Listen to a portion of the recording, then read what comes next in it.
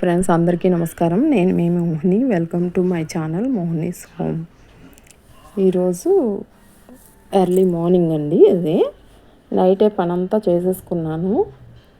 Kitchen అంతా clean చేసేసుకొని చక్కగా ఇలా పెట్టేసుకున్నాను. తెల్లవారైతే మార్నింగ్ ఇలా కాఫీ చేస్తున్నానండి. ఫస్ట్ అయితే జీలకర్ర వాటర్ తాగుతామండి అందరం, పిల్లలు మేము అందరం. తర్వాత కాఫీ అయితే మా వారికి నాకు ఇలా కాఫీ చేస్తున్నాను. చూడండి, మార్నింగ్ లేచేసరికి కిచెన్ ఇలా ఉంటే చాలా బాగుంటుంది కదండి. ఏదైనా చెయ్యాలి అన్న ఇంట్రెస్ట్ వస్తుంది వంట చేయడానికి కూడా. ఫస్ట్ అయితే జీలకర్ర వాటర్ తాగేసాము ఎర్లీ మార్నింగ్. తర్వాత ఇది కాఫీ అయితే చేస్తున్నాను. సాటర్డే రోజు అండి ఇదే.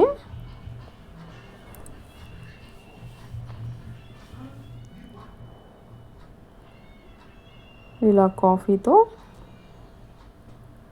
రోజైతే స్టార్ట్ అవుతుంది. చూడండి, కాఫీ అయితే రెడీ అయిపోయింది కదా. ఇంకా మేమిద్దరం కాఫీ ఎంజాయ్ చేస్తాం.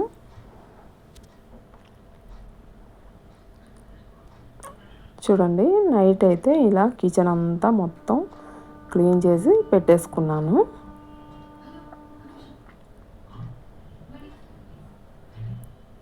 ఇంకా మార్నింగ్ లేచి బ్రేక్ఫాస్ట్కి మనం చక్కగా చేసుకోవచ్చు కదా, ఈజీగా ఉంటుంది అనేసి నైటే అన్నీ చేసేసుకొని పడుకున్నాను.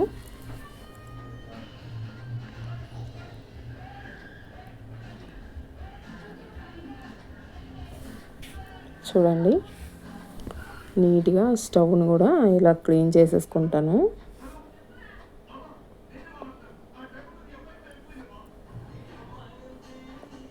ముగ్గులు కూడా వేసేసుకున్నాను.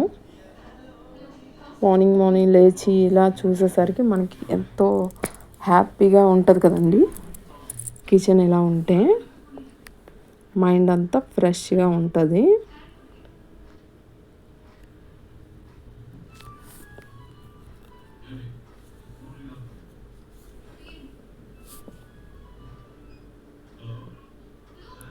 చూడండి, ఇక్కడ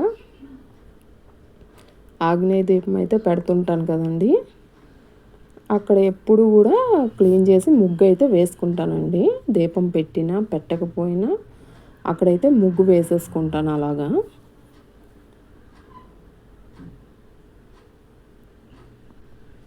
ఈరోజైతే పప్పు వంకాయ చేస్తున్నానండి. పెసరపప్పు వంకాయ. ఫస్ట్ అయితే చిన్న కుక్కర్లో ఇలా తాలింపు వేసుకున్నాను. ఆవాలు, జీలకర్ర, పచ్చిమిరపకాయలు, ఎండుమిరపకాయలు, ఒక ఆనియన్ కట్ చేసి వేసుకున్నాను. ఇంకా సాల్టు, పసుపు, కారం అన్నీ వేసేస్తున్నాను. అవి కొద్దిగా ఫ్రై అయినాక తాలింపు ఇవైతే వేసేస్తున్నాను. ధనియా పౌడరు, జీలకర్ర పౌడర్ అన్నీ వేసేసుకొని కొద్దిగా గరం మసాలా పౌడర్ కూడా వేస్తానండి. ఇలా పప్పులో చాలా టేస్ట్ వస్తుంది. తర్వాత ఇవన్నీ బాగా మిక్స్ అయ్యాక టమాటీలు కూడా కట్ చేసి వేసేసుకున్నాను. బాగా కలిపేసుకొని ఇంకా అవి వేగుతున్నప్పుడే ఈ వంకాయ ముక్కలు కూడా వేసేస్తున్నాను. శుభ్రంగా కడుక్కొని వంకాయలు అయితే నీట్గా కట్ చేసి వాటర్లోనే వేసేసానండి. ఎందుకంటే నల్లగా అయిపోతాయి కదా వాటర్లో వేయకపోతే. వంకాయ ముక్కలు వేసేసి శుభ్రంగా గరిటతో కలిపేసుకొని మూత అయితే పెట్టేసుకున్నాను. అవి కుక్ అవుతాయి కొంచెం. తర్వాత పెసరపప్పు తీసుకున్నానండి. పెసరపప్పు తీసుకొని చక్కగా కడిగేసుకొని అందులో వాటర్ వేసేసి ఇంకా అది పక్కన పెట్టేశాను. తర్వాత పెద్ద కుక్కర్లో రైస్ అయితే పెడుతున్నానండి. రైస్ వేసుకొని ఒక 2-3 టైమ్స్ కడిగేసి వడపోసేసుకున్నాను. తర్వాత కొలత వాటర్ అయితే వేసేసుకుంటున్నాను. ఒక గ్లాస్కి 2 గ్లాసుల చొప్పున రైస్ అయితే ఇలా వాటర్ వేసేసుకుంటున్నాను. వేసేసుకొని స్టవ్ మీద అయితే పెట్టేస్తున్నాను. మూత పెట్టేసుకొని చూడండి విజిల్ కూడా పెట్టేశాను. ఇంకా అటు సైడ్ అయితే రైస్ పెట్టేసుకున్నాను కదా, ఇటు సైడ్ పప్పు వంకాయ కర్రీ అయితే అవుతుంది. చూడండి వంకాయ ముక్కలు అయితే మూత పెట్టి మనం ఉడికించుకున్నాం కదా, చక్కగా మగ్గిపోయాయి. ఈ స్టేజ్లో ఉన్నప్పుడు పప్పు కడిగేసి పెట్టుకున్నాం కదా వాటర్ వేసి, ఆ పెసరపప్పుని ఇందులో వేసేస్తున్నాను. వేసేసి చక్కగా కలిపేసుకొని మనకి ఎంత క్వాంటిటీ కావాలో అంత వాటర్ అయితే వేసేసుకొని అన్నీ సాల్ట్ అన్నీ చెక్ చేసుకొని మూత పెట్టేయడమే. చూడండి అన్నీ వేసేసాను కదా, ఇంకా మూత అయితే పెట్టేస్తున్నాను. దీనికి కూడా విజిల్ పెట్టేస్తాను. చక్కగా 2 ఒకేసారి అయిపోతాయి. 2 కుక్కర్లు కూడా పెట్టేశాను ఇలాగా. ఒక సైడు పప్పు వంకాయ, ఒక సైడు రైస్. తర్వాత అవి అయిపోయినాక గులాబ్ జాములు అయితే చేయాలని అనుకున్నానండి. పన్నీర్ అయితే చేశాను కొద్దిగా. పన్నీర్ చేసి పెట్టుకున్నాను, ఫ్రిడ్జ్లో పెట్టి తీసాను. ఈ ఫస్ట్ అయితే పన్నీర్ని శుభ్రంగా ఇలా మిక్స్ చేసుకోవాలండి, మాలిష్ చేసుకోవాలి బాగా. దాన్ని చక్కగా ఇలా మనం చేత్తో శుభ్రంగా మాలిష్ చేసుకొని అప్పుడు ఇందులోకి ఒక ప్యాకెట్ గులాబ్ జాములు మిక్స్ అయితే వేసుకుంటున్నాను.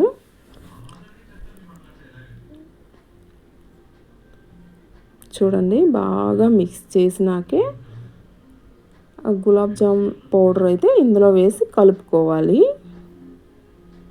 వాటర్ కూడా ఎక్కువగా వేయకూడదండి, ఇది కూడా తడిగా ఉంటుంది కదా, అది చూసుకుంటూ మనం కలుపుకోవాలి, కొంచెం కొంచెం వేసుకుంటూ. వాటర్ లాస్ట్లో కావాలంటే వేయచ్చు, పాలైనా వేసుకోవచ్చు, లేకపోతే వాటర్ అయినా వేసుకోవచ్చు. మేము కొద్దిగా పాలు కొద్దిగా వేసానండి, ఎక్కువ కాదు.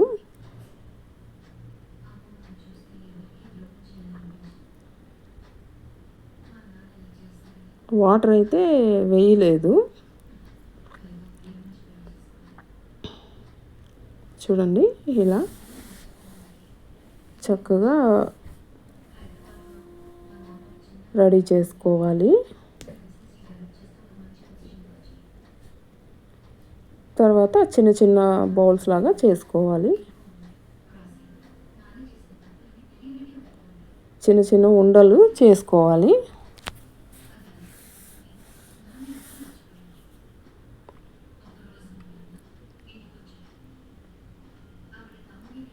చూడండి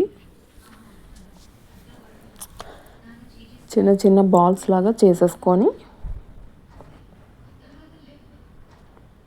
అన్నీ ఇలాగే రెడీ చేసేసుకోవాలండి. చూడండి చక్కగా ఇలా రెడీ చేసుకున్నాక ఆయిల్ వేసుకున్నాను. ఈ ప్యాన్లో, చిన్న ప్యాన్లో ఆయిల్ వేసుకొని ఒక పక్క పెట్టుకున్నాను. స్టవ్ మీద ఆయిల్ వేడెక్కుతుంది. తర్వాత ఇదే ప్యాన్ ఇంకోటి పెద్దది ఉంది కదా, పెద్ద ప్యాన్లో ఒక కప్పుడు పంచదార అయితే తీసుకున్నాను.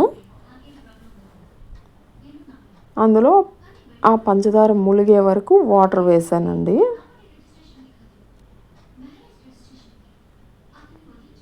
చక్కగా స్టవ్ వెలిగించుకొని ఇంకా అది పంచదార కరగనివ్వాలి. ఇంకా ఇటు సైడ్ అయితే చిన్న ప్యాన్లో ఆయిల్ వేడెక్కిపోయింది. ఈ బాల్స్ అన్నీ ఇందులో వేసేస్తున్నాను.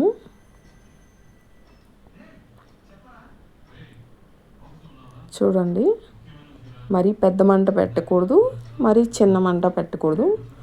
మీడియం ఫ్లేమ్లో పెట్టుకొని ఇలా ఫ్రై చేసుకోవాలండి, గోల్డెన్ బ్రౌన్ వచ్చే వరకు. చూడండి, ఇలా ఫ్రై అయినాక తీసేసుకోవచ్చు. ఆయిల్లోంచి వాడద వేసుకొని చక్కగా తీసి పక్కన పెట్టేసుకున్నాను ప్లేట్లో. ఇంకా మిగతావి కూడా ఆయిల్లో వేసేస్తున్నాను.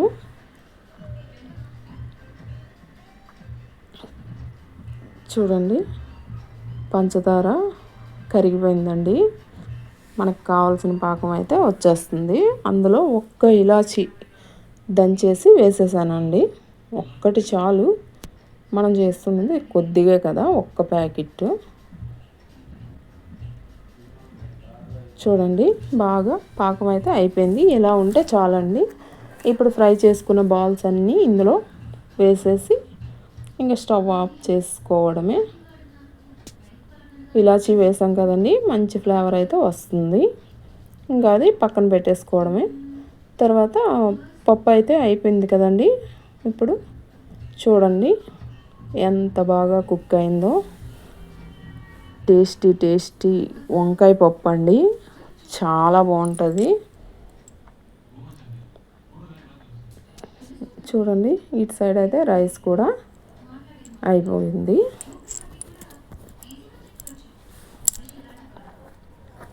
తర్వాత ఆవకాయ మొన్న చేశాను కదండి, అది కూడా తయారైపోయింది. చూడండి ఎంత బాగా స్మెల్ అయితే సూపర్గా వస్తుందండి. ఇదైతే మా లంచ్ అండి. రైసు, ఆవకాయ పప్పు, ఇంకా పెరుగు. ఇది సాటర్డే రోజు మా లంచ్ అండి.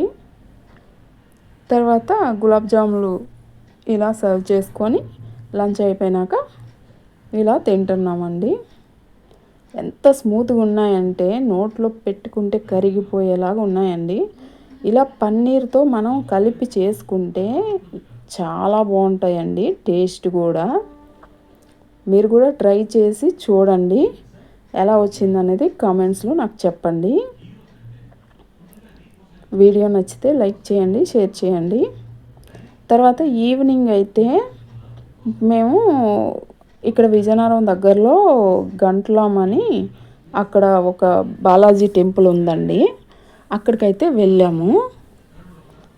చూడండి, ఆ టెంపుల్ అయితే ఎంత బాగుంటుందో, చాలా బాగుంటుంది. వెంకటేశ్వర స్వామి టెంపుల్ చాలా బాగా కట్టారు. ఇంకా అలాగా ఈవినింగ్ చూసుకొని అయితే దర్శనం చేసుకొని వచ్చేసాము. వీడియో నచ్చితే లైక్ చేయండి, షేర్ చేయండి.